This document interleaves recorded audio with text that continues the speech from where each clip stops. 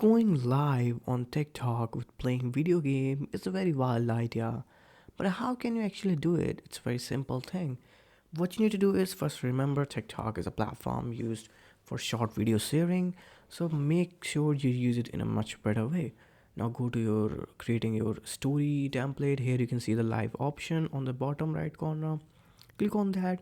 After that you will be redirected to the live studio. Here you can see mainstream tutorials and stuff. You can see a pop-up here. You can see will written what is a live studio. Live studios for Windows users. You can don't have a better live experience with live studios costing on PC device.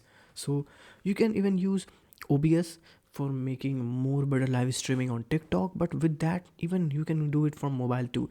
Just click on go live and that's it. You will go live with your screen share. You can share game and stuff. So this was how you can play live video games on TikTok. If you want a much better experience, I would suggest you go for your PC and click on OBS. That's it. So this is how you can play TikTok. TikTok is a short video platform, not only known for sharing your reels and stuff. TikTok was much earlier.